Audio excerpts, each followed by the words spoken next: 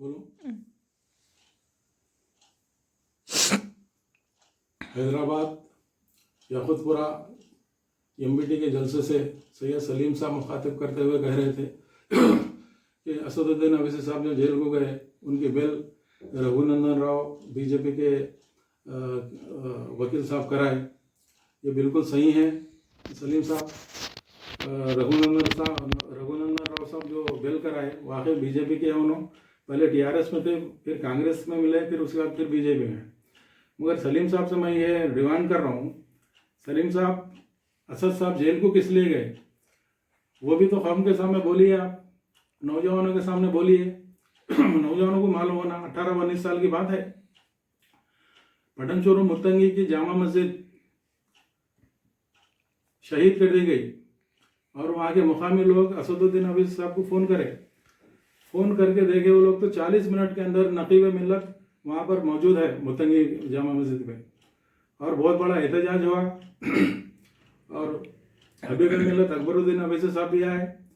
जब फरीदुद्दीन साहब मरहूम मिनिस्टर थे उन्होंने भी आए, शब्बीर अली साहब आए, तो बहुत बड़ा एहतजाज हुआ। एसपी साहब, कलेक्टर साहब भी आए, वहाँ पर आए, मुकाम पर एहतजाज हुआ। अल्हम्दुलिल्लाह सेम डे मस्जिद जो शहीद कर दी गई थी उसकी तामीर कर ली। अल्हम्दुलिल्लाह उसकी तामीर हुई। सुबह 10 बजे से लेके शाम में रात के 10 बजे तक नकीब मिल्लत शेरवानी अपनी उतार के उन्होंने हमारे लोगों के साथ जैसे कि ईंटा उठा के दिए, मट्टी फोड़ा लेके मट्टी मिलाए, और 10 बजे मेरे को बुला के जिम्मेदारी दी है, ख्वाजा ये पूरी दीवार मुकम्मल होना चाहे जितनी भी रात हो जाए, और मेरे को फ़ोन करना।